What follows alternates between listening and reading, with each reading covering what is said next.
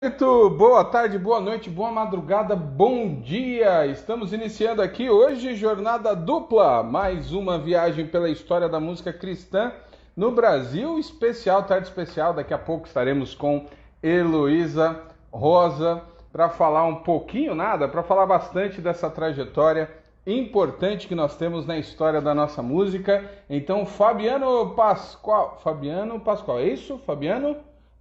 Você foi o primeiro. Seja bem-vindo. Tome seu assento aí, que daqui a pouco nós vamos ter uma conversa muito legal. Olha aí, Mister Betinho Fonseca, é dia do juízo final, hein? Toda vez que eu falo, eu lembro dessa música, cara. Grande abraço, Betinho. Bom te ver por aqui. Depois, estamos sempre junto aqui nas novidades, viu? Tenho acompanhado aí, visto o que estão fazendo. Já já teremos a Heloísa Rosa. Olha só, participação especial aqui, senhor Zé Inácio chegando. Soraya tá aí do lado, pai?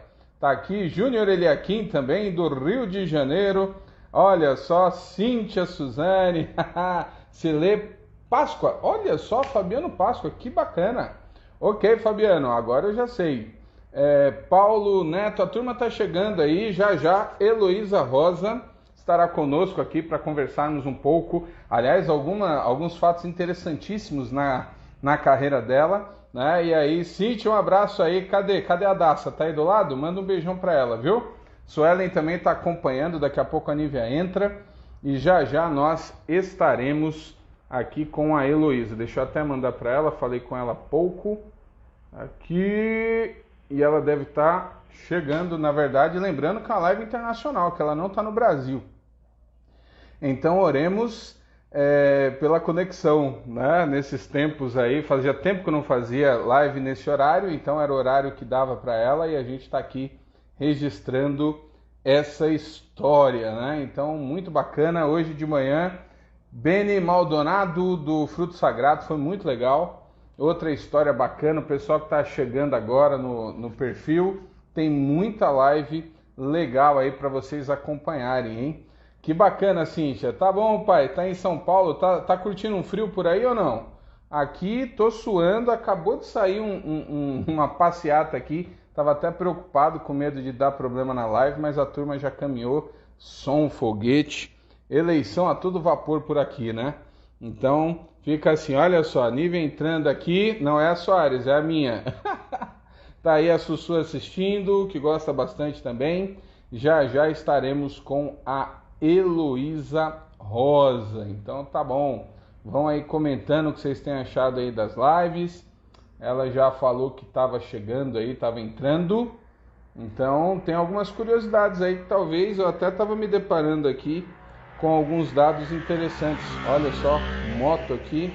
Tá tendo uma passeata, viu, gente? Então vocês vão ouvir uns barulhos de carro aqui, essas questões ligadas à política. Espero que não atrapalhe muito. Tá aí também Emerson entrando, o pessoal já já. Heloísa Rosa aqui conosco, acompanhando e participando da live. Enquanto isso, amanhã tem Baixo e Voz, né? Outra live bacana que a gente vai fazer às 11 horas. Final de semana dá uma apertadinha a mais, a gente faz. Está aqui, nossa convidada chegou e vamos sem mais delongas. Oi, Olá, tudo bem? tudo bem? Deu certo? Seja bem-vinda. Até que Prazer falar enfim. contigo. Você é um homem corajoso, você é um homem perseverante. Olha, é verdade, graças a Deus. Eu aprendi aí nessas lives, tudo tem a hora certa e quero te Sim, agradecer por estar isso mesmo. conversando aqui com a gente nesse espaço aqui que nós nessa pandemia estamos literalmente viajando pela história da música cristã no Brasil. Já tive o privilégio de falar com muita gente bacana, muita história e é uma alegria, uma honra poder conversar contigo agora. Prazer, querido. Você é irmão em Cristo, então é irmão já do coração. Deus te abençoe muito, é um prazer estar aqui. Amém, joia. Então vamos começar essa viagem. Eu queria que você falasse para a gente como foi que a música surgiu na sua vida e como foi que ela cruzou com o Evangelho. Então, a música, para mim, ela começou na minha infância. Os meus pais cantavam, né? Eu acredito que você vê o seu pai e a sua mãe cantando o tempo todo, realmente é uma grande influência, porque na nossa infância eles são tidos como os ídolos, vamos dizer assim, já que a criança não tem uma vida com Deus. Então, tira esse nome ídolo, porque para os crentes a gente é meio pesado, mas a criança vê o pai e a mãe como heróis, é o alvo, né? Então, eu comecei a cantar, cantarolando em casa, porque meu pai, ele me fazia dormir cantando, né? E ele era da Ó, Assembleia, então ele sempre cantarolava as músicas da Assembleia. Até hoje eu lembro dele cantando. Nossa, muita saudade. E marca, né? Como que não marca? Você acaba discipulando pessoas desse jeito. É uma boa forma de discipular os nossos filhos. É cantar de noite para eles. Muito bom isso. é verdade. Inclusive, tá aqui, a minha filha tem 9 anos, está aqui toda empolgada, já está na live com a minha esposa, com a Nívia, a Suelen, e essa questão da música passa muito para os filhos, né? Então você já disse aí que ele era da Assembleia, você cresceu num contexto de Assembleia. E o que é que você lembra? O que vai fazendo a tua herança musical, assim, cantores, hinos, o que você trouxe É, a dessa época? Assembleia, ela tem a questão de uma base muito antiga das canções. Na verdade, é uma relíquia, né, que a gente tem que preservar. Não é porque a gente compõe canções novas que a gente tem que rejeitar toda a nossa história, né? E é lindo isso daí. Então, nós temos ali 500 músicas ou até mais ali, dependendo. Existe uma diferença entre a harpa cristã e etc, né? Mas é uma história maravilhosa. Eu acredito que essa questão da gente influenciar a nova geração com a música é uma questão que nós hoje precisamos resgatar isso, sabia? Uhum, Porque a gente perdeu demais. A música ela ficou muito só no setor do entretenimento.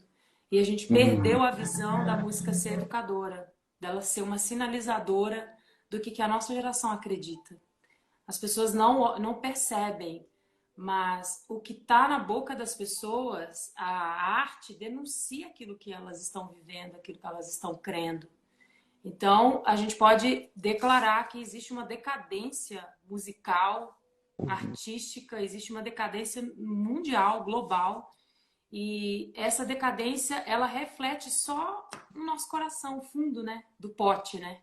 Então é uhum. triste, mas ao mesmo tempo, além de olhar isso, nós como cristãos, a gente precisa realmente pegar esse lugar de volta, tomar esse Certo. monte aí e realmente influenciar. Então eu cresci num lar onde a música ela era quase que o tempo todo, né, exercida, cantada, ministrada. E eu lembro quando eu era criança, eu ia no culto, aí eles começavam a cantar. Cara, me dá uma vontade de chorar, chorar, mas eu chorava, eu falava, meu Deus, eu sou criança, por que eu tô chorando? Eu fico lembrando dos meus pensamentos. Teve uma vez que na salinha das crianças, eles começaram a falar de Jesus e começaram a cantar depois que ele tinha morrido na cruz. Cara, eu tive que sair, porque eu fiquei assim, eu não conseguia me controlar. Eu chorava, chorava, chorava. Hoje eu sei que era o Espírito Santo que estava, mas naquela época não. Eu era uma criança, né? Para você ver o quanto que nós precisamos influenciar as nossas crianças, porque assim como aconteceu comigo, vai acontecer com seu filho, vai acontecer com outras pessoas. Então, a música é algo muito poderoso, uma ferramenta magnífica. E se a gente acordasse mais para essa ferramenta, a gente utilizaria ela de uma forma muito melhor, sabe? E quando ou como foi que você se despertou que você teria uma relação diferenciada com a música e com as composições? Na verdade, foi um crescimento, né? Vivendo debaixo desse legado aí de pais que cantavam na igreja, de que, né, a gente já acaba virando uma cultura, né? A gente se torna aquilo que é cultural ali, né? Sim. Então, eu cantava lá na igreja também, desde 5 anos eu lembro, de eu indo lá pra frente cantar, morrendo de vergonha, mas ia, porque se não fosse minha mãe me pegava, então eu tinha que ir, né? Tinha aquele negócio de recital, não sei se você lembra. Cada criancinha guardava um versículo bíblico e tinha que falar domingo. Não sei Sim, se... claro. Meu A apresentação Deus! da EBD, assim, para as crianças, Cara, né? eles passavam um versículo por semana, cara. Meu Deus, como a igreja precisa resgatar isso, irmão! E aí cada criança do ministério ficava responsável por um versículo. E aí abria um espaço no domingo para cada uma delas, colocava todo mundo em fileirinha assim, e cada um ia falando, não podia olhar o papelzinho, tinha que decorar. E eu lembro que aquilo assim foi um exercício assim de memorização, de controle emocional, já ali na infância, entendeu? De estar na frente das pessoas, meu Deus, e se eu errar, o que eu vou pensar? Né? Então era já Deus trabalhando, né? E a igreja é realmente uma incentivadora muito grande da arte. E tomara que ela aprenda e entenda isso nessa nova era que nós estamos chegando. Final dos tempos, mas ao mesmo tempo é um tempo de muita glória, muita revelação de Deus para quem quer, né? Verdade. E é Você, isso. E aí eu conheci Jesus aos 9 anos, tendo esse legado todo. Eu entrei no quarto, a gente ganhou uma Bíblia, eu ganhei uma Bíblia ilustrada. E ali naquela Bíblia eu comecei a ler. E novamente o Espírito Santo me pegou naquele quarto, não tinha pastor, não tinha ninguém ali. E eu entreguei minha vida a Jesus aos 9 anos de idade, consciente, assim, no quarto, com uma presença de Deus tão forte, tão magnífica, que, irmão, nunca mais saí do caminho. 9 anos até hoje. E eu falo pra você, não é uma questão de ser religiosa, cara. Se a pessoa não tem essa certeza de que entregou a vida pra Jesus, irmão, não lasca vai. tudo. Lasca tudo, entendeu? A religiosidade bate, os erros dos irmãos fere. Aí tem a carne dentro que compete contra a vida no espírito. Aí é confusão na família. Aí é falta de dinheiro. Nossa, vai sendo levado. Mas quando a gente decide, a gente toma uma consciência, a gente é um nível mais profundo, né? Eu entendo que é uma Uhum. escolha mesmo de viver em Deus e, tipo, eu vou viver minha vida para a glória de Deus. Não importa o que eu tenho que fazer, o que eu tenho que aprender, o que eu vou passar. Então, foi nessa base que a minha fé foi fundada, foi nessa base que a minha arte é fundada. Então, eu sou muito grata a Jesus por isso, por essa revelação dele na minha vida. Alguma das suas músicas foram feitas ou foram compostas dessa experiência? Você mais na frente fez alguma música desse Eu teu tenho, momento de conversão? eu tenho uma música que se chama Tua Presença, que está no meu canal do YouTube. E ela fala sobre isso, de quando, né, ela, eu intitulei ela como uma biografia minha, mas é como se eu estivesse dizendo mesmo para Jesus, eu não me arrependo de nada, sabe? Não me arrependo de nada, de ter feito essa escolha, de ter deixado de ir em tais lugares, de não ter vivido isso ou vivido aquilo. Muitas pessoas me achavam assim, você é muito antissocial, você não faz isso, você... E, cara, eu tava me lascando, cara. Tipo assim, não vou ser o jeito que vocês querem, não vou, não adianta me levar, não adianta me convencer, entendeu? Aconteceu muitas coisas que eu poderia ter. Depois disso, meus pais se separaram, então teve uma feridinha ali no meu coração muito grande em relação à paternidade. Mas como Jesus já estava tão instalado dentro do meu coração, que eu consegui passar por esse sofrimento, que foi muito difícil, entendeu? Segurar os meus dois irmãos também. Na verdade, quando você tem uma base de decisão consciente, voluntária a Jesus, tudo vai colaborar. Até quando uma desgraça encontra a nossa vida. Porque você Uhum. pensa, Jesus é maior do que isso. A minha fé que eu tenho nele é maior do que isso. Então, ou isso vai me ensinar alguma coisa, eu vou aprender, eu sei que eu vou sofrer, eu sei que eu vou chorar, mas não importa. É isso aí, vamos que vamos.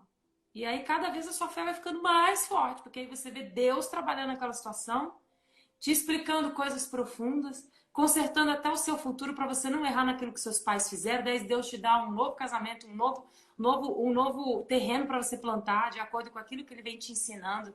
Então só fica melhor, irmão. A vida com Deus, cara, é cheia de desafio, mas vale muito a pena, irmão. Eu não sei como é que as pessoas lá fora conseguem viver sem Jesus, querido. Mas eu tô Boa. falando desse Jesus aqui, sabe? Não religioso, não aquele que tá lá longe, mas desse Jesus que tá junto, que tá perto, que nos aconselha, que nos acorda de madrugada, que nos dá sonhos, né? Nada a ver. Às vezes você tá pensando uma coisa, você sonha, e aí você vai orar, o Espírito Santo fala, não é pra você fazer isso, tô te guardando, olha só, olha isso. Do nada te traz um nome de uma pessoa, você liga pra ela, a pessoa quase morre de chorar do outro lado, porque falou, Deus, se o senhor me ligar agora, eu acredito no senhor. Aí Deus vai e te usa para umas coisas diferentes, assim. Aí você vai vendo o mover de Deus, você fala, gente do céu, qualquer coisa por Jesus vale a pena. Por ele vale a pena. E nessa relação sua, intensificada a partir dos 9 anos, você começou a compor com que idade? O que eu me lembro, eu lembro que as minhas composições começou na brincadeira, né? Porque naquela época, naquela casa, devia ter uns 7, 8 anos. Eu Uau! pegava músicas internacionais que passava no rádio e eu ficava fingindo que eu estava cantando. Eu inventava as minhas letras, cara. Olha, olha a cabeça da pessoa, irmão. Então, ali começou o processo criativo de compor, entendeu? Porque eu não entendia, né? Eu falei, cara, eu vou criar minha letra. Gostei dessa melodia. Peraí, eu vou fazer uma letra aqui. E eu fico toda vez que. Aí eu criava uma letra para aquela música. Aí toda vez que passava, porque eu tava arrumando casa, tava fazendo dever, não sei o que, escutando rádio, sempre escutei, né? E aí, quando aquela música começava, eu ficava lembrando, não, mas eu fiz uma letra, qual que é a letra? Aí eu ficava cantarolando, tentando encaixar a melodia no ritmo e tal. Foi assim. Depois, a primeira música oficialmente que eu fiz, eu falei disso até na minha live na semana passada. Toda sexta-feira eu tô fazendo minha live também, né? E eu compartilhei que a primeira composição foi uma música chamada Silêncio. E eu compus ela, eu tinha uns 11 anos, 12, uns 11, 12 anos. Aí depois foi vindo, né? Várias músicas e vem até hoje, Deus trazendo melodias. Tem uma tão bonita que vai sair não sei quando, porque eu ainda não gravei, mas ela fala de Salmo 24. Opa! Quem subirá ao monte do Senhor, quem permanecerá com ele, né? Porque ele é fogo consumidor. Mas não é para assustar, é para dizer aqui é real, né? Entendi. Você comentou da Assembleia, que você cresceu ouvindo as músicas, mas aí você não sei em que época, você também tem uma passagem pela Igreja Batista de Contagem, não é isso? Sim, foi a Assembleia na infância ali. Aí aos 11 anos, 10 para as 11, essa igreja teve um racha lá, né? E aí todo mundo se dispersou, infelizmente. E aí a gente ficou sem igreja naquele tempo, foi muito difícil assim para a comunidade naquela época. E aí tinha várias igrejas, tinha Universal, tinha Quadrangular, tinha Batista, tinha tudo. E aí minha mãe falou: "Não, vamos ali na Igreja Batista do Tirol". E aí chegamos lá, o pastor Dalci estava ministrando, a gente sentiu uma paz muito grande, a gente ficou lá. E aí nessa igreja que eu conheci, eu vi o David a primeira vez ministrando. Daí quando o cara ministrava, a graça de Deus vinha, a glória de Deus vinha, eu falei, eu quero é isso pra minha vida, irmão. Eu quero é isso, entendeu? Se ninguém aqui quer, eu quero essa presença, eu quero cantar pra Deus, eu quero viver isso daí que esse homem tá vivendo. Não conheço ele muito não, mas é isso aí que eu sinto e que eu quero, né?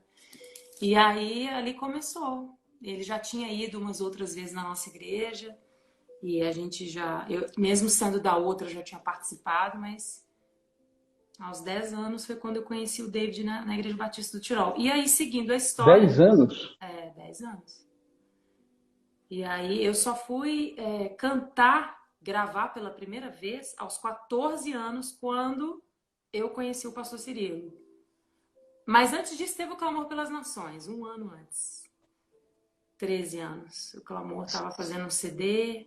Eles me convidaram, ainda bem que Era o Quem Se não tá Importa? na internet esse CD. Como assim? É muito diferente, cara. Minha voz de 13 anos pra cá, você fala, meu Deus do céu, o que é isso, Senhor? Era o nome de um CD, cara, que sério, que quase que pegava o template todo assim. Profetizando as nações, não sei o que, mas não sei o que, mas não sei o que. E lá tava o Judson, tava o Ricardo Bortella, tava todo mundo de BH, né? A turma de BH. Muito legal, cara. Lembrando o Gerson Freire, que hoje mora em Portugal, a Carla, todo mundo que andava Que junto. ano era isso? Que você lembra? Ah, 1998, 97. Era o início desse momento novo, né? Dessa Isso. musicalidade. Deixa eu entender. Eu sou paulistano, hoje eu estou aqui na divisa do Maranhão com Piauí. Eu não conheço essa região de Minas. Deixa eu entender a geografia. Você Tá. cresceu em qual Você cresceu em Belo Horizonte? Belo Horizonte. Mas depois de sair da Igreja Batista do Tirol, que é BH, eu comecei a me reunir com o pastor Cirilo, porque eles começaram a fazer umas quarta-feiras de avivamento. Certo. E aí eu acabei, estava indo muito para lá.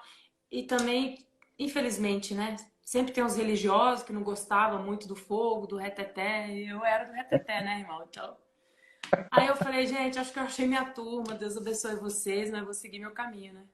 E aí eu segui. E aí eu fui para a igreja do pastor Cirilo. Fiquei 8 anos lá como membra, back vocal, ajudando na igreja e tudo. A gente tem essa história. E aí a gente rodava BH, viajava para outros lugares. Foi aí que a gente lançou os primeiros CDs do Pastor Cirilo. Depois veio os primeiros CDs do Ricardo Albortella. Daí, em sequência, a Nívia gravou. Aí veio em sequência, a Ana Paula gravou e o André. Pastor Judson Oliveira, Cris Tristão. Todo mundo ali, né? Todo mundo. Então, quem Ah, o Danduque Amarte, né? Que era o grande pai, assim, dessa... movimentou tudo isso, né? você tinha ligação ou conhecia, por exemplo, o movimento que o Davi Silva estava fazendo no Sul? Sim, mas veio depois, assim, esse movimento do Davi. Porque nessa época aqui de 99, pelo menos, eu não sei se o Davi já estava fazendo isso. Eu não Ele lembro. A tinha, gente porque. foi convergir depois, Ok, lá na ok. quando começou a ter os eventos do Fogo e Glória ou do Som da Chuva, mas isso aí já tinha rodado que uns 15, pelo menos uns 7 anos, talvez, que isso já estava acontecendo em BH, entendeu? Certo, ainda não tinha, porque são os dois, né, nessa parte de adoração profética, que é o nome que foi colocado, ah, tinha tanto a questão no Sul com Davi Silva como em Minas Gerais, que ele tinha aquela questão do Rio do Leão. Eu acho que ele é anterior, os primeiros do Davi Silva, se eu É. não me Ah, engano. não, Davi era de uma outra igreja. Davi não tinha nada a ver com o Mike Shea, não. Davi era de uma outra igreja de Londrina. Isso, uma É, presbiteriana. isso, não tem nada a ver. Depois é que eles se juntaram. Só que a gente foi encontrar depois que o Som da Chuva já estava voando e o pessoal lá do evento do Danduque já fazia o Fogo e Glória, né? Uhum, Aí, a entendi. gente, aí Agora, ali a gente já tava velho já não era novinho mais. A gente era o... novidade em 1997, 98, que aí tava bombando. As mas coisas isso loucas muito, aconteceram. essa explosão de um modo geral para outros lugares foi mais no início dos anos 2000. Foi Vocês tinham um porque movimento muito começou forte igrejas. local. Não, na verdade, o Danduque tinha as igrejas que ele passava e todo mundo ia acompanhando, né? E o Cirilo virou um ponto de encontro, assim. Então vinha gente de Hum, todas as igrejas. Às quarta-feiras você via gente da Lagoinha, da Central, do Jeremias, pastor Jeremias, da Presbiteriana, Metodista. Vinha gente de tudo quanto é jeito, porque é engraçado, cara. A presença de Deus, ela não era as pessoas, mas a presença de Deus, ela atrai. Você não precisa fazer uhum. nada, cara. Eu fico vendo músicos assim, tentando se matar pra fazer uma música pra atrair as pessoas. Cara, eu já vivi isso, você precisa fazer muita coisa. Se a presença de Deus estiver ali, as pessoas vão vir, cara. E acontecia milagres, assim, um milagre atrás do outro. Eu conto como testemunha, né? Tinha eventos assim, que terminava o culto, cara, eu chorava. Eu falei, eu não quero voltar pra vida real, cara. Eu queria morrer agora, no céu. Porque era tão forte, cara, o que a gente sentia, a gente tinha consciência de que homem nenhum estava fazendo aquilo. Então era um negócio muito, muito apaixonante, muito eletrizante, muito projetivo, assim, a gente projetava para o futuro. E era uma palavra atrás da outra, os profetas tudo alinhado. Gregório, não sei se você conheceu o Gregório McNulty, que faleceu ano passado. Deus usou aquele cara assim, nossa, para profetizar muitas coisas boas que aconteceram no Brasil.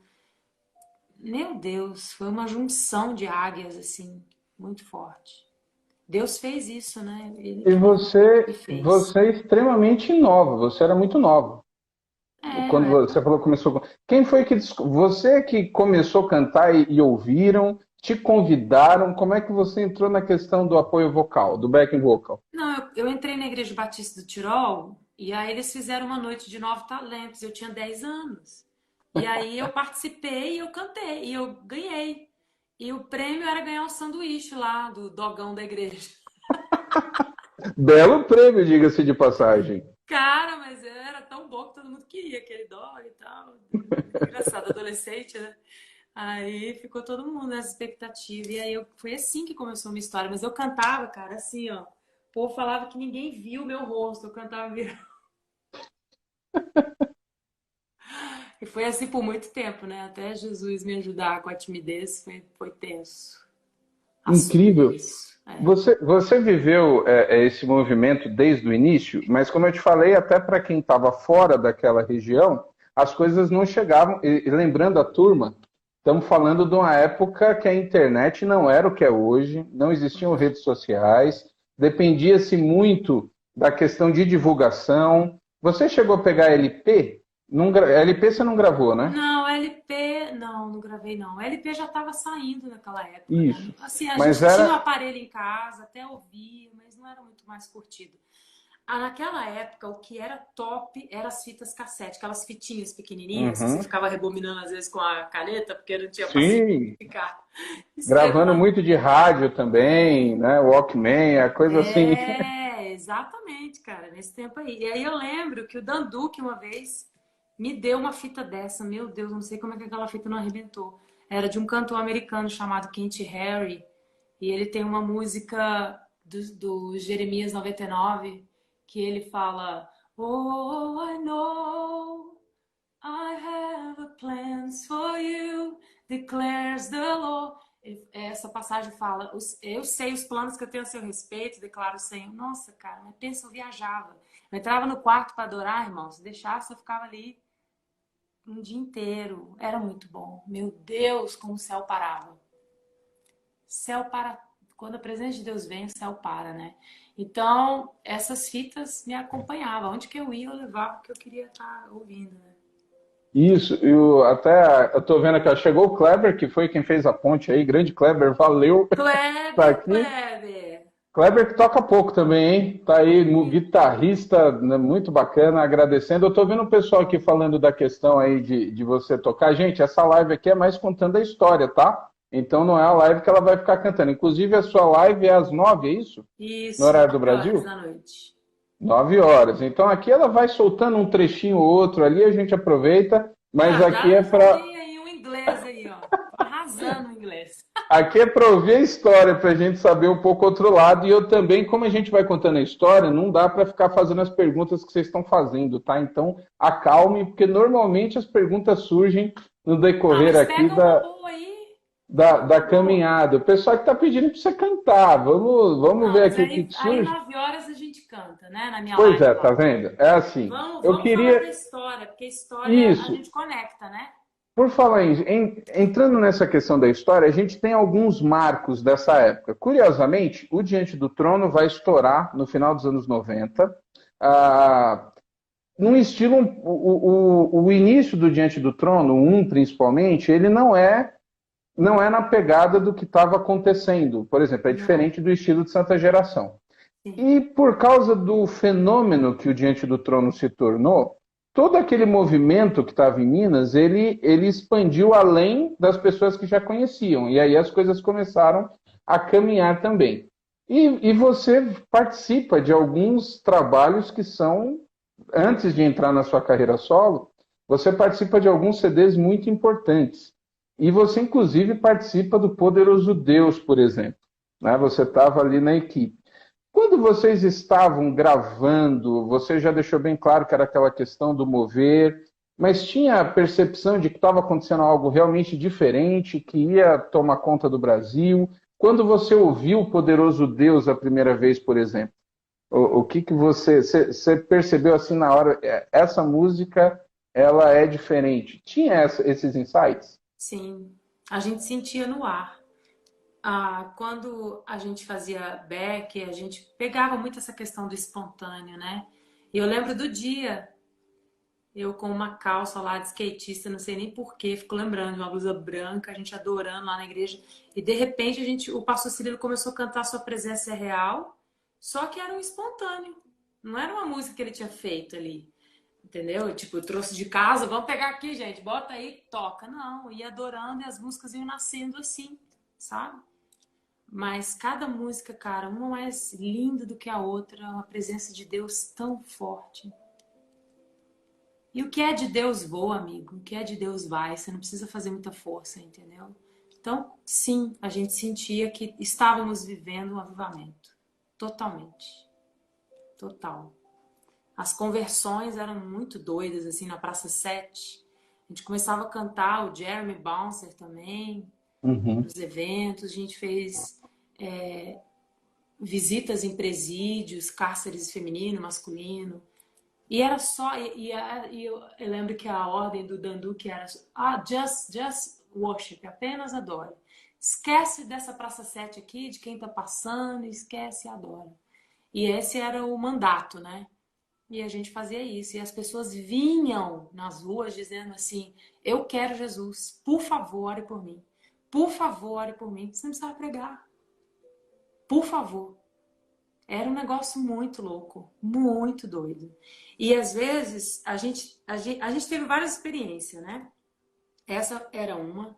A outra foi quando uma mulher entrou possessa na igreja onde a gente estava ministrando ali, adorando, todo mundo junto. E era tão gostoso aqueles cultos de quarta-feira, porque o pastor Cirilo sempre ressaltava: você não está vindo aqui para julgar ninguém. Se você quer julgar alguém, você vai embora, fica na sua casa. E outra coisa, nós não estamos abrindo essas quarta-feiras para você mudar de igreja. Deus quer encher você aqui para você ir embora e semear lá. Não é para ficar aqui. Então ele colocava sempre, sabe? Então se você entrar aqui, alguém estiver babando no chão, estiver subindo pelas paredes, estiver cantando, estiver gritando e você não aguentar, Deus te abençoe e pode ir embora. Não precisa ficar aqui. E foi juntando um povo muito louco, irmão. Foi juntando um povo muito doido, entendeu? Quem não queria se entregar ali não conseguia ficar naqueles cultos. E era assim, eram uns moveres muito doidos, né? E aí, eu lembro que uma vez veio uma mulher na nossa igreja e ela, na hora que ela foi passar assim do limiar da porta, ela caiu no chão. Ela caiu, ela não conseguia se levantar. E era a primeira vez que ela estava entrando. Ela falou: o que que tem aqui? Então você começa a lembrar de pensamentos, de avivamentos como Pensacola, sabe? As pessoas começavam a fazer filas na rua mesmo para entrar na quarta-feira. Já teve problema na cidade por causa de estacionamento que não conseguia. Começou a ter problemas assim, entendeu? E assim, o que a gente estava querendo não era realmente nada de fama, era tipo, a gente quer preservar isso aqui. Precisamos preservar isso daqui, entendeu? É uma sensação muito celestial. Por isso que eu te falei, quando você experimenta o céu, cara, você morre para esse mundo. Você não tem como você não ser marcado, sabe? Não tem como. Sua consciência fica muito viva, né? Muito límpida. Então, foram momentos maravilhosos. E as palavras, né, que eu recebia, coisas que eu estou vivendo hoje, foi tudo dito lá atrás, no meio desses moveres, do que Deus ia fazer. Às vezes eu falava: Deus, você é meio doido, né? Tudo bem, mas tudo bem. Tem certeza, Deus, que isso vai acontecer? Vai acontecer isso? Ok, então tá bom, vou teimar e acreditar, sabe? Deus me Entendi. fala hoje o que vai acontecer e o que Ele deseja na nossa história daqui 10, 20, 30 anos, né? E descobrir isso é a glória da nossa vida, irmão. É a glória da nossa vida. É, nessa época e no auge desse movimento, e você participa, como você colocou, é tudo muito misturado nessa época, as Sim, participações, né? Na sim, verdade, era uma questão, não era uma questão musical ou de carreira, era ministério, quer dizer, até hoje é ministério. sim. Mas vocês não tinham essa noção de estar gravando, de estar vendendo, de se estar correndo ou não pelo Brasil, era Não, literalmente não, não, gravando. não tinha nada disso. Era tudo amadorismo, assim, era tudo. Não sabia de nada. Depois é que a gente foi tendo que aprender a lidar com direitos autorais, com essas coisas que, na verdade, hoje eu acredito, né? Eu tenho um projeto hoje que se chama Casa Refúgio, que visa esse cuidado com o artista, que é a proteção, né? Emocional, espiritual e a proteção jurídica. É um projeto Hum. que Deus me deu há 4 anos atrás. E dentro desse projeto nós falamos sobre a necessidade do artista, do cantor, do compositor saber dos seus direitos, para que ele não seja enganado. No Brasil, infelizmente, existe muito roubo. não só na política, mas em todos os setores. E aí a gente precisa, para proteger aquilo que Deus nos deu, a gente precisa saber da verdade, precisa saber qual é o campo que a gente vive, como ele funciona, o que que funciona, o que que não funciona, né? Mas nisso tudo não é para se perder, é apenas para você entender onde Deus te colocou, no campo Claro. que te colocou para você ser mais assertivo, né? Você falou, você comentou aí da questão amadora. Eu fiz uma live com o Gustavo, o marido da Nívia, Aham. e ele comentou algo, porque dentro desses marcos que eu vejo de produções que saíram, tem um trabalho emblemático que é o Fogo e Glória Curitiba, que é Sim, um muito. resultado extraordinário. E o Gustavo Uhum. disse que foi um dos maiores desafios da vida dele, porque foi a gravação. Ele fala assim, cara, não foi legal, não foi boa, né? A questão técnica. Mas o trabalho é extraordinário. A primeira vez que eu de fato vi, até porque era tudo muito misturado, o seu nome foi. Eu conheci a sua voz nesse É trabalho. mesmo? Olha É, só, que porque coisa. eu tava fora desse circuito de Belo Horizonte. Eu trabalhei em Vencedores por Cristo e lá Ah, era a pegada mais MPB. ah, Depois eu vou para a Aliança, que que virou a Muzile, e aí lá sim eu tive contato com muita coisa. Mas era tudo muito espaçado fora ali de Belo Horizonte. entendi. E eu descobri, eu fiquei impressionado numa viagem no Piauí, cheguei o pessoal cantando o Tem Se Transformado, né? É, Meu- foi muito legal, né? e eu fiquei impressionado com aquela sonoridade, e aí eu fui atrás, eu não conhecia ainda. E aí que eu comecei a mapear algumas coisas, né? Mas esse é um trabalho emblemático, eu até brinco até hoje, por incrível que pareça, a nova geração não conhece, tem molecada aí chegando que não sabe. É E aí, verdade. quando eu vou apresentar esse CD, eu falo, ó, isso aqui é um CD, e aí o pessoal é bom CD, né? CD é para minha idade, a turma agora é nas plataformas. Eu falo, ó, pra você ter uma ideia, o backing é a Heloísa e a Nívia. Aí o pessoal arregala o olho assim, como assim? A É, molecada como mais que. nova?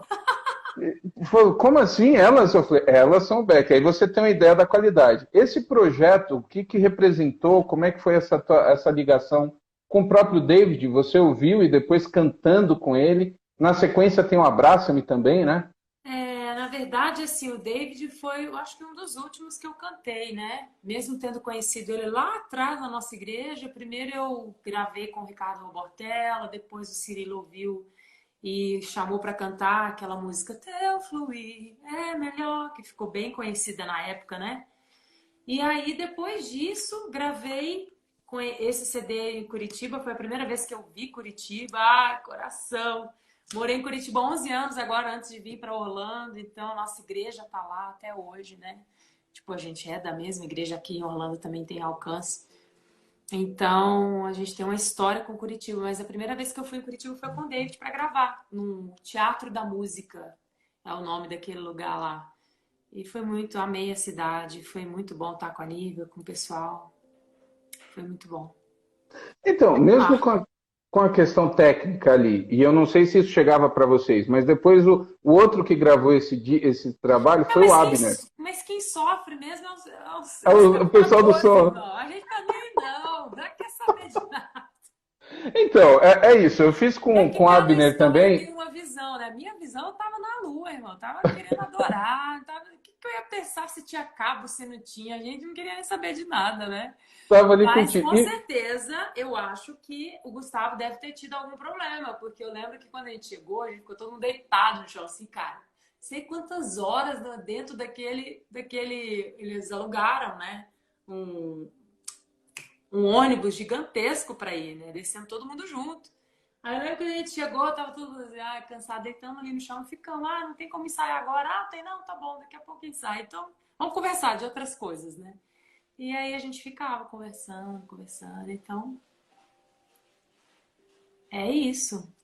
Foi um marco, foi muito bom. Mas os técnicos que sofrem, né? Eles são É, sofredores dessa.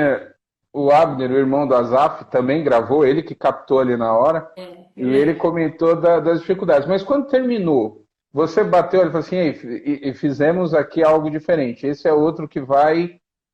Dava para perceber? Você teve essa sensação ou só depois que que Não, o CD estourou? eu tinha mais a mentalidade que eu tava ali para ajudar o David como back, entendeu? Não era um trabalho meu, assim. Então, eu tava para para ajudar no que fosse possível. Então, acho que era por isso que eu não me envolvi, não fiquei sabendo de tantos os problemas, assim, né?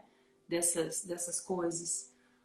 E É isso. qual foi o trabalho, ou qual foi a música que deu aquela virada de chave no que diz respeito assim para que você. Estou falando de repercussão, não estou falando da orientação de Deus agora a respeito do início do teu ministério solo. Mas qual foi a música que você percebeu que gerou uma repercussão diferenciada? Teve isso? Eu acho que veio como ondas, amigo. Não foi nada de uma, assim, não, sabe? Teve a música Teu Fluir, que eu lembro que Goiânia inteira cantava essa música. É Eu o não era Clamor pelas conhecida em lugar Nações? nenhum. Hã? É o do Clamor pelas Nações? O Não, Ninguém Se Pastor Importa? Cirilo. Teu fluir é Certo. melhor do que tudo que eu anseio. Sabe essa música? Eu Uhum. chegava em qualquer lugar para ministrar com o Cirilo, todo mundo, legal, tal. Mas quando eu chegava em Goiânia, você é a música do Teu Fluir? Nossa, você é a música do Teu Fluir. Então essa música pegou muito mais lá. Depois a gente veio com os outros backs lá no Cirilo e tal, mas o trabalho não era meu, mas o pessoal sempre me conhecia como back, né? Depois teve o Clamor pelas Nações, onde eu fiz bastante back e tal. Pessoal, e algumas vezes eu viajava com o Ricardo também, com a equipe dele. Depois veio o David. E o David, a canção que mais, assim, bombou foi a música... Teu Fluir, não. Quero Ser Como Criança, né? Abraço-me. Abraça-me. Eu tava caçando um nome pequeno e eu peguei o maior. Então, Abraça-me foi a música que nacionalmente, assim, me posicionou mais.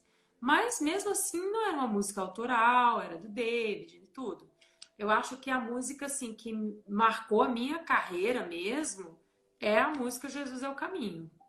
Certo. Jesus é o caminho e há um lugar foi o que me consagrou, vamos dizer assim, que o povo usa essas nomenclaturas, né? Você sabe Mas que, quer dizer, eu já ia falar, eu falei assim, você sabe? Não, você não sabe, vou te contar tá. agora. Por exemplo, a música Há um Lugar, eu pastoreava no interior do Piauí, quando chegou o CD para mim, eu já tinha saído de São Paulo, estava pastoreando, e essa música, quando chegou lá, minha esposa está aqui, e ela começou a cantar muito essa música. E eu lembro de uma irmã chegando para a gente, eu falei assim, pastor, o dia que eu morrer, pede para sua esposa cantar essa música no velório. Eu falei, irmã, a gente pode estar cantando antes? Não pode, mas ela é tão linda. Eu quero que vocês cantem no dia. Graças a Deus, assim, essa irmã está viva até hoje. Oh, Mas, maravilha. mas eu lembro que, de fato, essa música ela foi assim, a um lugar, né? E no outro, o teu disco anterior, eu estou aqui vendo, a Dani entrou aqui, a Dani Grace, está mandando um abraço, trabalhei com Ô, ela na Aliança, Dani, querida, canta beijo. muito também. O teu primeiro disco, o teu primeiro CD, que é o Liberta-me, Set Me Free e tal, e eu lembro quando ele chegou, eu conheci, eu não lembro se foi na Aliança ou em Vencedores, mas ele tinha muita música ligada à Vineyard. Você falou até que no começo vocês não tinham muito essa ideia dos direitos autorais ou das versões. Você tinha noção da. Porque o Vineyard começa no início dos anos 2000 também no Brasil. Tinha alguma ligação? Vocês se conheceram, se cruzaram ou Não, não? eu lembro deles, que eles existiam, né? Como eu falo engraçado, mas é assim. Eu sabia da existência deles, da banda e tudo, mas mais internacional. Eu ouvia muita Viner americana, né? Mas aí, quando eu fui gravar essa música, Liberta-me, eu procurei eles para ver se eles me passavam uma. Como é que chama, gente? Uma versão. Mas, Oficial. sinceramente, eu não gostei muito do jeito que eles tinham traduzido, entendeu? Aí eu falei, não, deixa quieto, eu vou cantar essa música em inglês mesmo. Porque eu tinha uma direção de Deus para cantar. Então eu falei, não posso deixar de cantar por causa do inglês e Uhum. português. E essa música é muito forte, né, cara? Ela fala, vem quebrar as cadeias. E aí a tradução não gerando nenhuma crítica a quem traduziu. Deus abençoe, você deve ter vários motivos, meu filho, para ter feito isso. Vai na paz. Mas eu queria o original do inglês. E o original do inglês fala break these chains. Quebra essas cadeias. Eu queria um negócio assim mais pá, impactante, entendeu? E aí eu não ia cantar pra eu livre ser. Eu falei, não dá não. Então deixa em inglês mesmo. Quem souber o inglês vai entender o que a gente tá falando. E quem não souber no espírito vai recebendo, né? E tal. E aí eu gravei essa música, mas a gente não tive um contato, não conheci. Depois eu conheci eles bem depois, né? Quando eu fui para Muzile para gravar a música Entrega, que foi com o pessoal, né? Deles lá. Aí conheci eles pessoalmente e tal, foi muito bom. Tem uma curiosidade. Você viveu amplamente todo esse movimento de Minas ali no início dos anos 2000. Existiam algumas características. Quando você vem com o teu trabalho autoral, tem uma característica que eu vejo diferente das produções daquela época, de um modo geral, que é a questão das letras. Nós tínhamos ali, por exemplo, o pastor Cirilo, ele não tem letras muito compridas, né? Apesar de algumas músicas serem longas, as É, letras não são. Você já vem no primeiro e no segundo, então, que é Há um lugar, por exemplo, é uma música com muitas estrofes. Isso é diferente do que tinha, de um modo geral, na adoração profética. E eu queria te perguntar total. sobre isso, Eu né? me A tua sinto um peixe fora questão. d'água, irmão, naquela época. Eu falei, o que que eu tô fazendo, gente? Mas Porque e não aí, tinha como muito é? a ver. E as letras eram meio pensantes, né? Se você for parar para pensar assim e tal. Então eu ficava, gente, não tá muito dentro do que eles pensam, mas como era um projeto que Deus estava gerando em mim, eu falei, vamos fazer assim mesmo. A música é um lugar quase que eu não coloquei ela. Eu falei, gente, essa música tem nada a ver. O povo não gosta de pensar.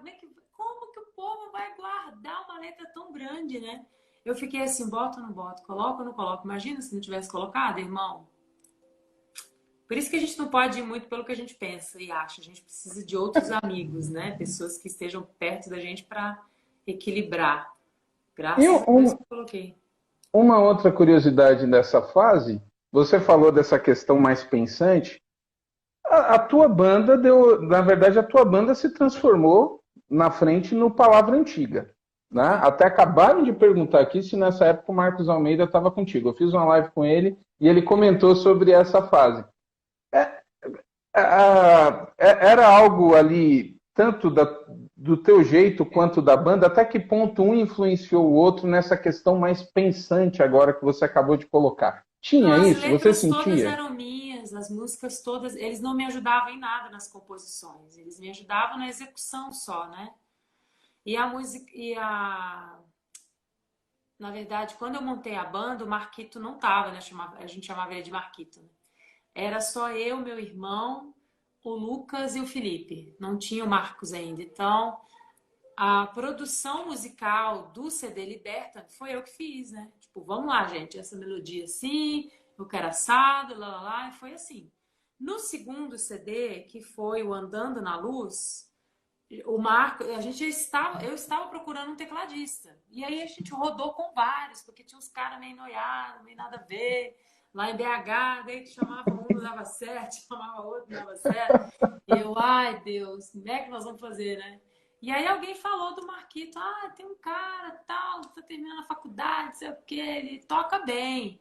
Aí eu falei, então, chama aí pra gente fazer, né, um teste e tal, né? E aí eu lembro que na primeira vez que ele veio, cara, os meninos zoaram tão ele, tadinho. Homem, eu vou te falar pra zoar o outro. Eu vou te É, falar, não é? Aí eles zoaram, o Marquito falou, não, Elo. O Marquito usava um cabelo assim, cara, preso. Ele era um tecladista assim. E naquela época, eu acho que era a banda do Calypso, cara, que tava rodando. nossa, Joelma. Aí não sei que montaram uma foto dele junto com um cara que também tinha um Xiii. rabinho assim, mas nossa. E aí eles se matavam de rir, né? Depois que o Marquito entrou, eles ficavam se matando de rir. Homem dos teclados, chamava ele. Ô, homem dos teclados, muito engraçado. Zoeira esse povo, mas tudo adolescente, né? Foi muito gostoso, um tempo muito maravilhoso. Muito Mas bom. você sentia essa pegada neles? Essa questão Não, e ali diferente? não, porque era um bando de adolescentes só querendo juntar e cantar e tocar e viajar e as viagens tudo dava errado, porque o povo não honrava nada, a gente morria de raiva, porque as igrejas chamavam a gente, chegava lá, via que era um bando de piazada, o que que eles faziam? Não, não dá oferta não, depois eu deposito, depositava nada. E aí, É mesmo. muita coisa, irmão, muita coisa, muita coisa. Teve uma vez que meu irmão quase quis bater numa secretária lá de uma igreja, porque disseram que 2 horas antes da gente ir embora, não, o ladrão entrou aqui na secretaria da igreja e roubou o dinheiro e a gente não vai conseguir nem pagar a van que a gente tinha chamado o cara para ir levar a gente pro lugar. Foi terrível, foi terrível. Aí, essas dores no meio do caminho é que eu entendi muitas coisas. Daí eu entendi, entendi por que que cantou. Opa, deu uma travadinha. Voltou? Tá me ouvindo? Entrou uma ligação. Ah, voltou. Espera aí. Voltou? Tá me Ah, tá, ouvindo? agora voltou. Você recebeu uma ligação, não foi? É, a minha amiga não sabe Aí que eu tô dá, na live, amigo. Desculpa aí. dessas questões, tudo bem, tá? O papo tá maravilhoso. Tô olhando aqui, a gente entrou no início da tua carreira agora, da tua carreira solo agora, e a live já tá quase acabando. Faz Pois parte, mas estamos ouvindo. É pois muita é. história também.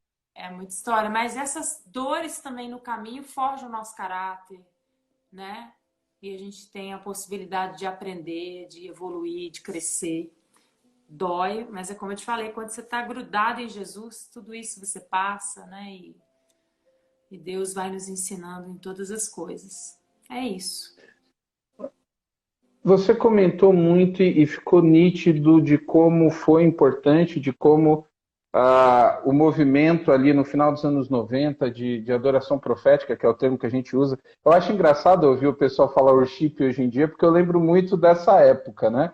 E eu fico, eu não vejo muita diferença, tirando uma questão de produção de execução instrumental, eu não vejo muita diferença para o que tinha É, naquela época, mas o nome é outro, né? é. É uma época, você comentou que era realmente quem não tivesse preparado não ficava, né? Então eu sou batista até hoje, sou um pastor batista e passei a minha vida inteira no meio batista. E eu lembro muito de uma experiência que foi levar os adolescentes que eu liderava para a gravação do David Keelan em São Paulo, o Águas Profundas, Nossa, né? Que era a conferência, você entendeu? É isso aí. E eu lembro que eu entrei assim com a molecada e de repente passou um com a bandeira de Israel correndo e aí tinha outro pintando no lado, era um negócio realmente para os mais tradicionais meio difícil. complicados. Teve uma hora que eu olhei assim, tinha uns meninos meio assim, tipo, né? Aí o David começou e rolou a gravação, foi bem legal. Mas era algo muito diferente. Até alguns comentaram aqui que saudade daquela época e tal. Você entende, primeiro, que de fato o que aconteceu naquele período passou, não acontece de um modo geral hoje como movimento. Quando eu conversei com o Marcos Almeida, eu perguntei para ele na época se ele entendeu que aconteceram excessos ou não. Como é que você vê hoje, passados aí, vamos colocar 20 anos na conta de 2000 para 2020? É Sim. meio assustador ver que já passou tanto tempo. Mas como é que você avalia aquele período? E o que você sente hoje? Eu tenho muito temor, sabe, querido, de falar disso, porque quem sou eu para tocar naquilo que Deus fez, né? Eu acredito que Deus seja sempre verdadeiro e o homem sempre mentiroso, né? Eu entendo que o derramar da glória de Deus ocasiona muitas coisas boas, mas muitas coisas ruins. Poxa, Heloísa, você está dizendo que quando Deus derrama a glória dele, acontece coisas ruins? Sim, acontece coisas ruins. As coisas ruins que acontecem é como consequência de viver algo tão puro, tão puro, tão puro, e a gente vive num mundo tão contaminado, contaminado, contaminado, que a gente começa a pegar aquilo que é puro e começa a colocar do nosso jeito, começa a querer fazer do nosso jeito. E aí a coisa vai degringolando, vai caindo, entendeu? Então, nunca posso dizer para você que foi errado o que aconteceu em BH. Foi super certo, foi super genuíno, mudou a minha vida, marcou a vida de milhares de pessoas. Eu sei que tem pessoas que estão firmes com Deus até hoje por causa daqueles congressos, eventos, workshops, aquele tempo que a gente passou. que foi investido, foi impartido muitas palavras proféticas, adoração, muitas ações espirituais para muita libertação, que eu acredito que o Brasil está vivendo até hoje, entendeu? Muitos deles se tornaram pastores, ministros de louvor. A gente encontra no Brasil todo um povo que espalhou. É como se Deus tivesse arrumado uma massa e, né, tivesse cada um num lugar agora. A gente sempre conecta. Olha, você era de BH, olha, você viveu isso, eu era e tal. É muito lindo isso. Eu acredito que o importante não é só a gente entrar na glória de Deus, a gente precisa permanecer. Eu sei que é uma dificuldade viver aquilo que a gente viveu naquele tempo.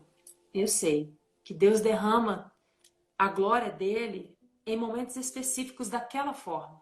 A presença dele Uhum. está presente o tempo todo conosco, mas uma presença palpável é muito diferente. O risco de virar uma idolatria é muito alto, porque você começa a sentir Deus muito ali, naquele lugar.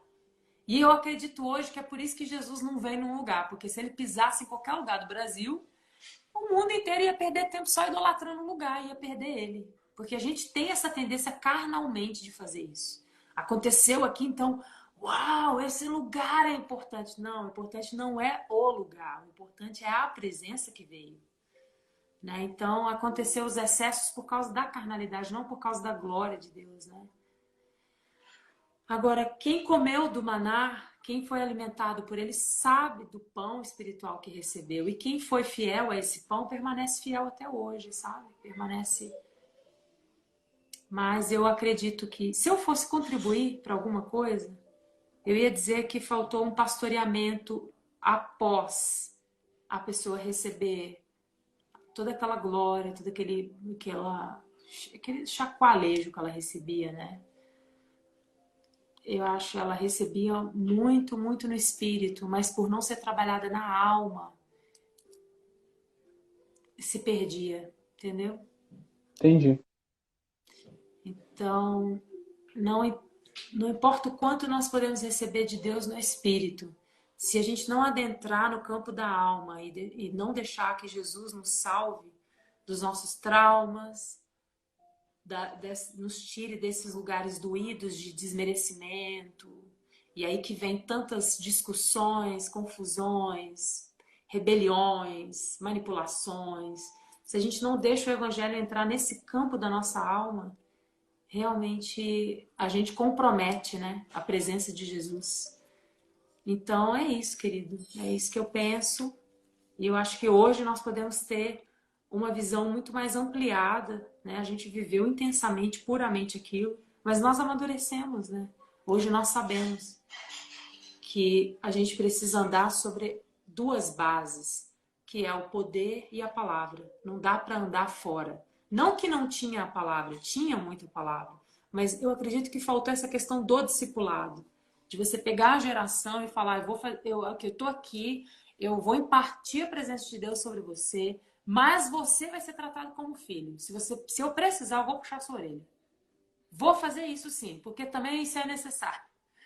Me faltou. Então a coisa foi assim, as pessoas sentiam, as pessoas eram tocadas e elas iam. Enquanto o pessoal está voltando aqui, você disse para mim que está lançando um livro. Rapidinho, enquanto a turma volta, só para não ficar aquela coisa de eu não vi, eu não vi. Você já lançou o teu livro? Não, vou lançar agora em São Paulo, Suzano, na Igreja Cristã Mundial do pastor Júlio Vertúlio. Olha, qual que é o tema do seu livro? A restauração da arte cristã. Olha, fala em arte cristã, eu vou lembrar da turma, não tem jeito, tá ligado lá o discurso muito do Marcos Almeida, do Palavra Antiga, eles falam muito sobre essa questão da arte também, né? Você entende que é uma área que a igreja ainda não sabe lidar? Sim, é uma área muito cheia de enganos também, né? E é muito difícil de você achar pessoas que têm um coração em Deus fiel e que têm uma visão fiel ao que Deus quer, né? Então a igreja geralmente não tem muita paciência, porque já ouviram tantos falatórios, tanta coisa errada que os pastores eles não querem saber, entendeu? Tipo, ah, não, esse negócio aí é muito difícil. Porque às vezes até os músicos estão vivendo uma duplicidade, estão vivendo algo errado, então é um negócio assim bem complicado. Então, eu acredito que Deus vai trazer um novo tempo. Eu estou acreditando nisso, querido, que a igreja vai começar a resgatar a arte, sim, que vai começar a olhar a arte de maneira diferente. Então eu sou mais uma tentando empurrar esse muro aí que muita gente está querendo já. Eu estou ajudando. Muito bom. Aproveitando aqui, já voltou bastante gente. A gente pessoal que entrou agora, já isso aqui é a esticada da live, então já está salva, tá aqui no perfil Música Cristã no Brasil. Você pode ver depois completinha. Nós terminamos falando sobre podemos dizer que uma reflexão sobre aquele movimento importantíssimo, adoração profética, final dos anos 90 e início dos anos 2000. Se a gente olha na linha do tempo, e eu, obviamente, como tenho traçado aí uma história, né, colocado a linha do tempo aqui da música, de, até que ponto você, apesar de ser nova, você começou muito nova, mas como a gente disse, lá se vão 20 anos dos anos 2000, né, então o tempo tem passado.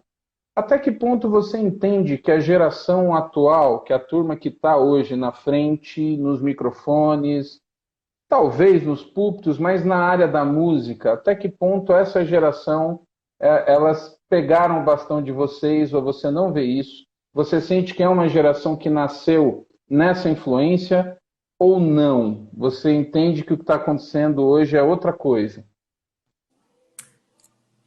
Dura coisa perguntaste, irmão. Ó, Mas é a minha visão. Ninguém precisa claro, concordar sim. com ela, ninguém precisa crer como eu creio. Mas a minha visão sobre essa situação é que o Brasil nunca teve paternidade nem maternidade artística em Deus. Uau, Ah, mas fulano de tal é um cantor e ele tem vida com Deus, tem caráter, ele vai na igreja, ele tem célula, ele dá dízimo, ele honra a família, ele... Mas aí você pergunta, discipulou, mentoreou pessoas? Quantos filhos tem diretamente? Porque uma coisa é eu discipular como uma cantora que voa, prega a palavra. Outra coisa é você desenvolver uma paternidade real. Você chamar a responsabilidade e falar, eu vou ser pai de verdade dessa geração. Peraí, eu vou me colocar nesse lugar. Eu vou ver o que Deus quer falar com esse povo. Eu vou ver quais as cadeias que esse povo vive, o que Deus quer arrebentar, como ele vai fazer para quebrar essas cadeias. Olhar o social e falar, como que eu posso ajudar esse povo? Parar de mendigar de igreja. Como é que eu posso fazer isso? O que eu posso fazer para essa turma vir, que estão vindo aí, ter uma estrada melhor do que essa ordinária que eu passei? Como é que eu posso deixar um caminho melhor para eles? Então, nós tivemos homens de Deus, pessoas tementes a Deus. Mas a classe artística no Brasil nunca teve paternidade. Nunca teve. E aí, nós somos completamente dicotomizados, extremizados, polarizados. Se eu canto uma música de 20 minutos falando Jesus é bom, eu sou da turma dos eremitas e do espiritual. Se eu sou um cara meio alternativo, eu coloco as notas jazz, blue lá, não sei o quê, e eu sou menos espiritual. Eu sou músico, eu sou um músico, como é que eles chamam? Profissional. Então não é muito crente. As duas coisas ferem, porque o extremo fere. E aí você vê os músicos numa prostituição terrível com a arte. Há níveis de várias prostituições. Hoje eu entendo porque alguns pastores falavam de prostituição e eu ficava até assim pensando, por que esse cara tá falando isso, cara? Hoje eu entendo. Hoje eu entendo a cabeça um pouco e eu vou tentar te explicar. Quando um pastor chama um cara para ir na igreja porque ele quer encher a igreja, o pastor se prostituiu com a arte daquela pessoa. Quando eu, músico, vou numa igreja para eu ganhar um merecimento que eu não tive na minha casa, com meu pai, com a minha mãe, e eu quero me sanar, me autossustentar, eu quero ser aceito, eu tenho uma ânsia. Então eu canto bem, então eu toco bem, então o que eu faço? Eu uso a minha arte como meio para eu ter um valor próprio. Eu me prostituí com a minha arte. Se uma gravadora vem para mim e eu tenho uma condição muito simples financeiramente, e a gravadora fala, olha, você não vai ganhar nada, você vai ser um escravo lá fazendo tijolo, tudo bem? Eu vou ser o faraó, vou ganhar tudo de você. Você quer? Não, por favor, me aceita no seu cast. Porque se eu estiver lá, quem sabe eu não posso ser rico? Não posso ser famoso? Já se prostituiu com a arte. São vários tipos de prostituição artística que nós temos hoje. Então, os músicos acabam se vendendo. Só que o feio dessa situação, querido, não é só os músicos, são os pastores que usam esses músicos. São os cafetões da música, como os produtores fazem isso com os músicos também.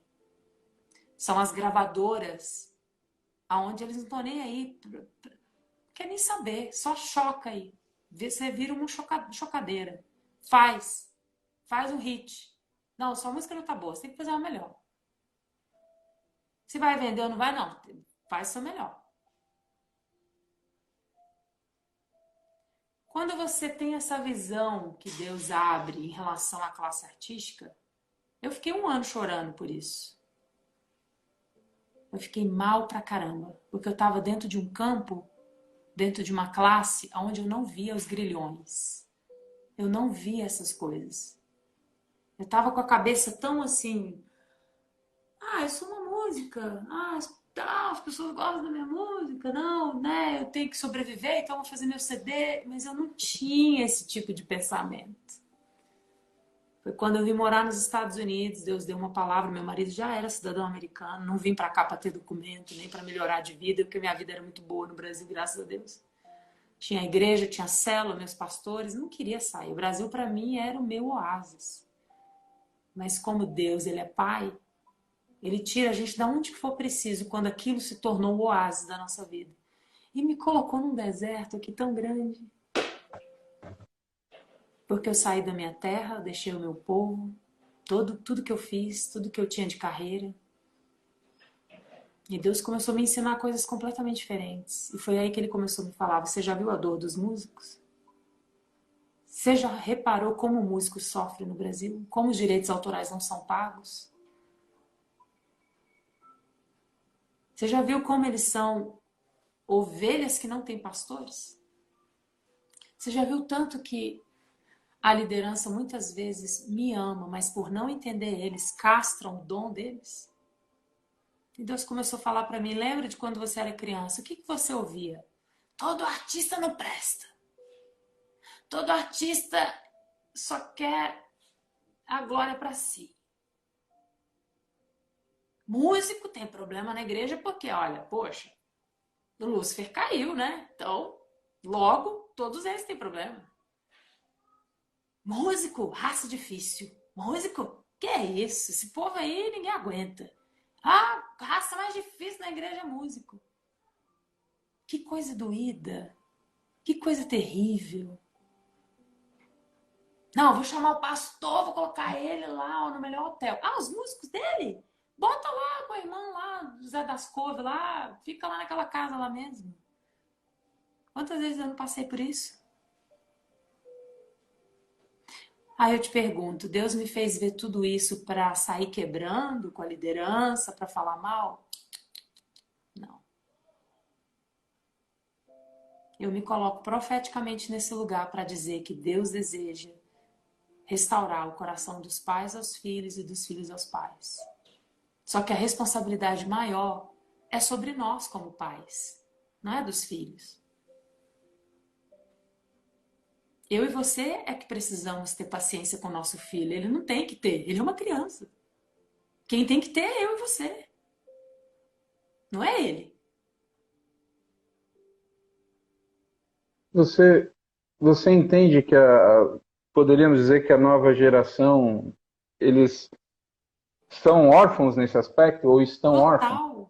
Total. E mais órfão do que a minha geração foi. Muito mais. Porque agora é tudo tão assim alavancado nas redes, nas mídias, que tem que fazer, que tem que posar, que tem que não sei o quê, que hoje tem muito menos tempo para ler a Bíblia, para ter esse tempo de adoração que a gente teve. A arte nem é degustada mais como antigamente, querido. Uhum. Antigamente a gente tinha uma cultura de valorizar a arte, de degustar. Você comprava um CD, você não ia colocando assim, o primeiro, segundo, esse daqui é bonitinho, me dá outro CD. Não, você parava, você abria o encarte, você lia os agradecimentos. Você achava Ficha até técnica. bonitinho o David falando da esposa dele, cara. Pô, a Bebel é uma esposa maravilhosa, obrigada, meu amor. Nossa, que amor que ele tem pela esposa, que coisa bonita, pelos filhos. O Cirilo agradecendo a Dalila. Aí você colocava a música número um, se não é o Cirilo, você colocava sua música lá e você parava, né? Fechava o quarto, apagava a luz, colocava aquele ótimo fone que você tinha comprado, sei lá, um absurdo, um fone de cara, porque você queria ouvir aquela música, entendeu? E aí você degustava, ficava ali e tal. E aí vinham os pensamentos, né? Relaxava ali seu corpo, você começava a pensar. E se a melodia era boa, e se a mensagem era boa, aquilo entrava em você, você ficava mais edificado. Ou se não ficasse edificado, ia ficar mais calmo, pelo menos. Porque a música calma. Hoje não. Hoje o negócio é tão assim, tem que ir, tem que fazer, tem que consumir. O Deus do consumismo. Não importa, eu tenho que consumir. Então, essa nova geração corre um risco muito grande de ser muito fútil. Muito fútil. Muito fútil. Corre o risco Porque, de ser ou já é? é. Porque a música, por si só, ela passa. Né? David já tá aí, de cabelo branco. Passou. Cirilo também. Quantas mulheres já passaram? Quantos homens já passaram? Quem é essas pessoas grandes hoje? Vai passar, querido. Daqui 20 anos não são eles mais. E é nesse ponto que eu falo, quando você tem a mentalidade como um pai, você não vê a pessoa hoje, você vê a pessoa de cabelo velhinho, olha lá, ó, cabelo branco. Como que vai estar? O que vai ter feito na vida que vai se arrepender? Poxa, eu podia ter feito melhor. Poxa, se eu não tivesse sido tão assim ou tão assado, talvez eu teria tocado mais, talvez eu teria evangelizado mais, talvez eu teria ter vivido uma vida muito mais plena, muito mais consistente, entendeu? Então, eu tenho essa minha visão, que a geração de hoje é muito mais órfã do que antes. Muito mais. E isso é um perigo. E a minha oração é para que Deus acorde a nossa geração. Porque nós não tivemos pais nesse sentido. Nós tivemos pais espirituais. E que também tiveram seus erros, e que tiveram seus acertos, mas ninguém nunca chegou e falou assim: olha, vamos lá, vamos padronizar aqui, vamos fundamentar a arte. Como é que você vai fazer sua arte? Vai fazer assado? Vai fazer assim? Como é que você vai fazer? Como é que você vai sustentar? Como é que vai ficar sua vida espiritual, sua família? Não tinha, cara. É assim, vai vivendo. Vai tomando na cara, vai vendo que os pastores não são tudo isso que te falam mesmo, vai vivendo e vai vendo as raças que os músicos fazem, toca aqui, de repente o cantor que chamou você para ir no evento dele, você pega o cara cantando não sei quem lá fora. Aí você fala, gente do céu, a bagunça é generalizada, cara. Não é só com liderança, músico também é misericórdia, cara. O cara só acha que o negócio é tocar e acabou. Entendeu? Então você vê uma desordem tão grande. E esse músico, se ele não guardar o coração dele nesse exato momento, acabou. Ele vai viver mais um. Não, então, é bagunça mesmo? Então tá bom. Então agora eu também tô dentro dessa turma aí, e aí se perde. Eu lembro que quando eu comecei a ter essas decepções muito fortes, foi quando a gente começou a gravar o CD, o Andando na Luz, né? E eu lembro que eu tinha um pastor, o pastor Jorge, lá em Belo Horizonte, que ele também foi pastor junto na nossa igreja, lá com o pastor Cirilo.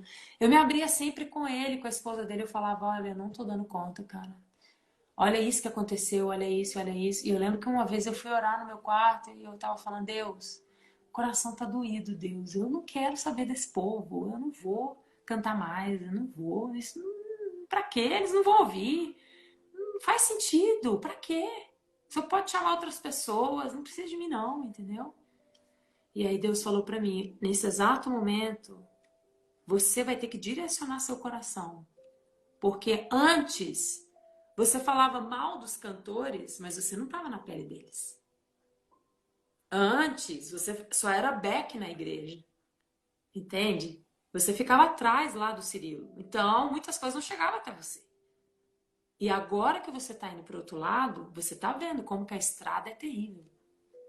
E o seu coração está ferido agora. E agora você entende os músicos que você achava que não eram tão cristãos. Por que tem aí exigências? Não quero isso, não quero ficar na casa de ninguém, eu quero ter um hotel. Porque até pegar pastor brigando dentro de casa, você pega. Confusão. Mas antes de viver isso, você só mete a ripa nos coitados, entendeu? Não sabe de nada. Então hoje, querido, falou mal de músico perto de mim, nossa, fala não, porque aí vai ouvir, entendeu? Porque não sabe, não viveu na pele. É muito fácil falar daquilo que não vive. Então eu comecei a ver, só que aí o Espírito Santo falou pra mim, você tem dois caminhos, ou você vai ficar no mundo da amargura, que esse povo foi parar, porque aí o coração, cara, coração ficou perdido. Tem músicos grandes no Brasil, querido, que o coração está completamente ferido com Deus, com a igreja, com pessoas, com o ministério. Não querem saber de nada. Eles simplesmente chegam, cantam e vão embora. Não quero saber de igreja. Não fala para mim de pastor. Não falo. Mas aí você vê que houve uma permissão para a raiz de amargura entrar no nível tão alto que o diabo agora reina, entendeu? Reina, infelizmente. E aí você tem o outro extremo de pessoas que são os eremitas, que falam, nós não nos misturamos com esses pecadores. Nós somos da turma worship, nós não somos artistas, nós não fazemos show. E essa babaquice toda, sabe? Tipo, nós somos perfeitos. E Deus me mostrou isso. Justiça própria, fede, pior do que trapo de imundície diante de Deus. Fede tanto quanto um músico que tá lá e tá fora, tá na rua da amargura. Fede tanto quanto. E aí Deus falou, você vai ter que decidir qual das turmas você vai ver. Eu não quero viver nenhuma dessas, Deus. Mas eu tô fazendo você ver. Você tá vendo? Você tá vendo onde você tá? O campo que você entrou? Eu falei, misericórdia, Senhor. É uma escolha sua. Ou você fica de um lado ou você fica do outro. Qual escolha você quer? Eu falei, eu não escolho nenhuma. Eu quero um outro caminho. Qual que é o outro caminho que tem? Não tem. Hoje não tem, não. Então você desanima do que eu te chamei para fazer e, como o povo fala, enterra o talento. Aí eu falei, não, para trás eu não volto. Por um lado eu já saí dele. Desses caras que são worship e acham que são Deus, que só a adoração é deles, e se você não cantar do jeito deles, você é do capeta. Aí você vem para outra turma, das turmas dos estragados mesmo, que o diabo faz, peca, canta no domingo, toma a ceia e tá pegando a mulher do outro lá. É verdade, vamos falar a verdade. Mas que porcaria é essa, Senhor? Aonde que eu vou ficar, Deus? Onde que eu vou ficar no meio disso tudo? E aí Deus falou para mim, eu quero trazer justiça e equidade para dentro da classe artística. E se você quiser me ajudar, eu quero fazer isso. E é nesse tempo, querido, que Deus me falou sobre o Casa Refúgio.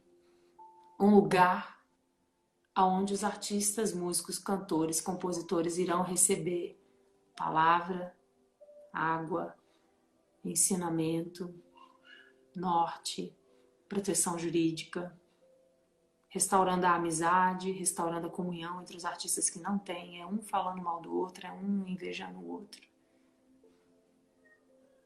Todos eles aglomerados em gravadoras, mas...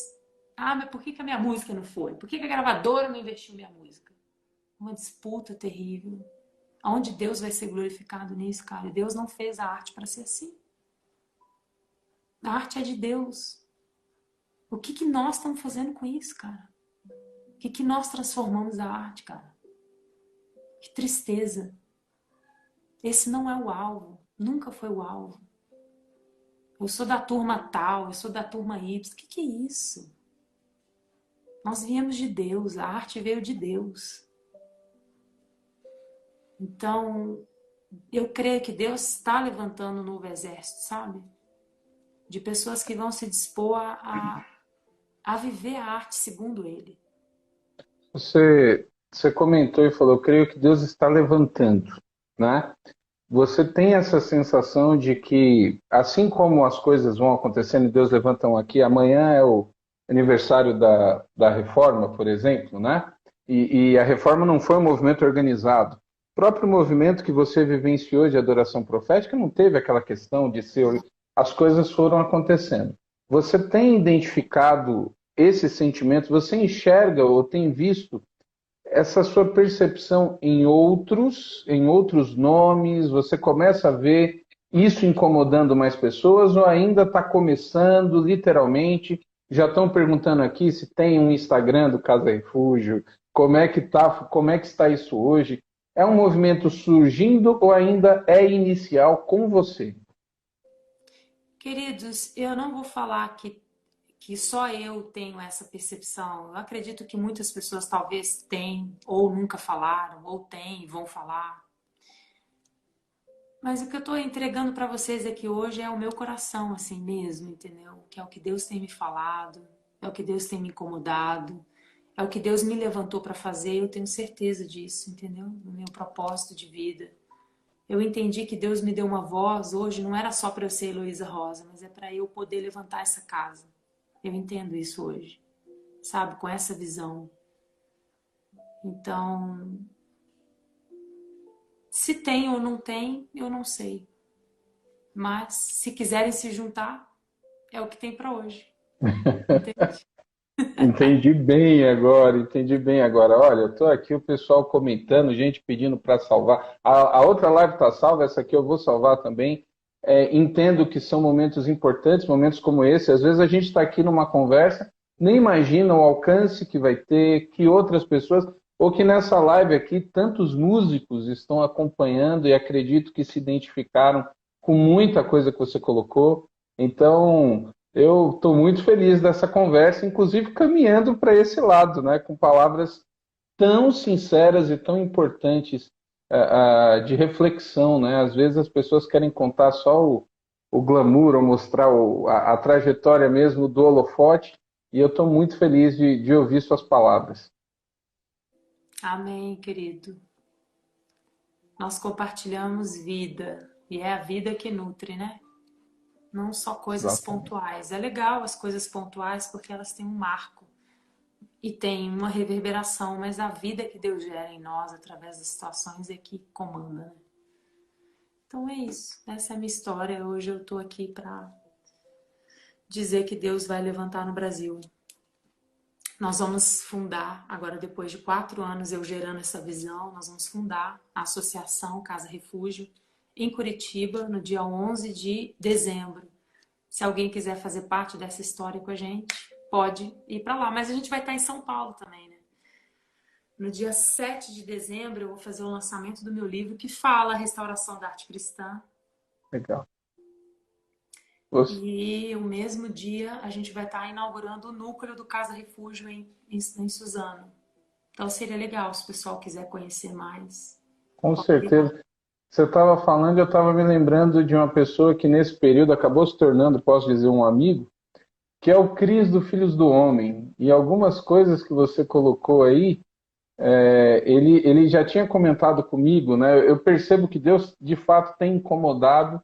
E eu não tenho. Ele está morando em Curitiba, inclusive. Eu tenho certeza Sim, que ele vai estar por lá, que porque bom. é algo que ele tem falado também. Então, tá aí o pessoal. Depois, obviamente, imagino que você vai divulgar direitinho os dias, os Sim. horários. Isso aí vai ser divulgado, né? Com mais tranquilidade. Como eu moro fora, eu vou no Brasil uma vez por mês, né? Então, nesse mês de dezembro vai ser do dia 7 a 12.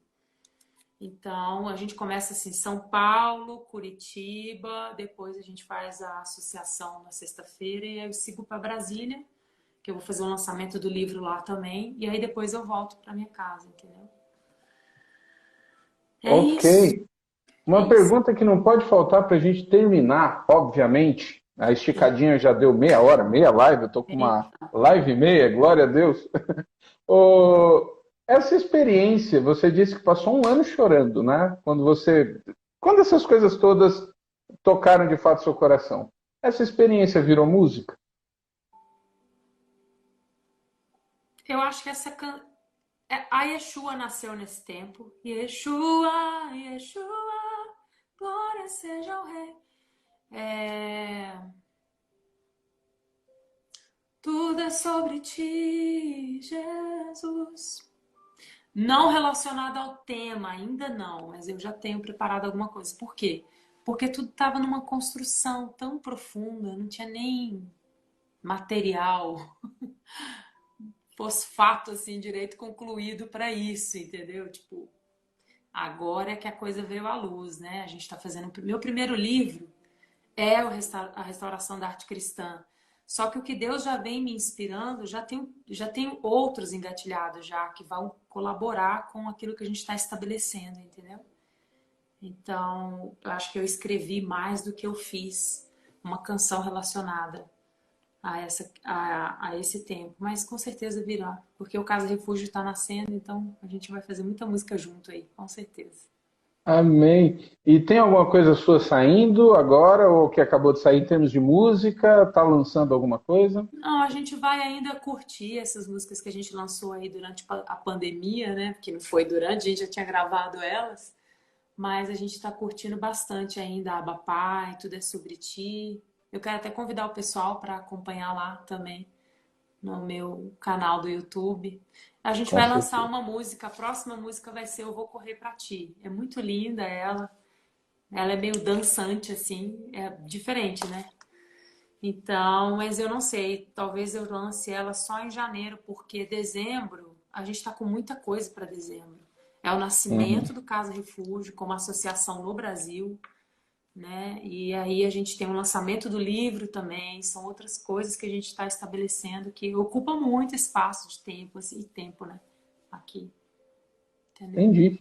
Tá certo. Pessoal que está aqui, ó, daqui a pouco, às 9 da noite, não é isso? Nove É, da por noite, horário do aí, daqui a Brasil. pouquinho já. Daqui a pouquinho. Daqui a pouquinho tem a live da Heloísa no Instagram dela, onde ela vai cantar, vai falar, continuar falando, mas aqueles que estão sentindo falta da música, daqui a pouquinho ela vai fazer a live cantando. Heloísa, olha, do fundo do coração, muito obrigado por essa conversa, por essa live.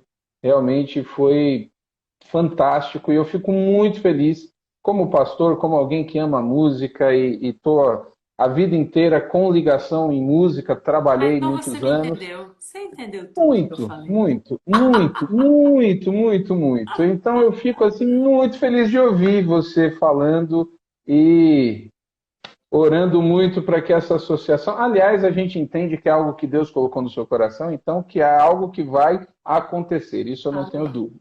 E eu fico Amém. muito feliz com isso, demais. Muito obrigado.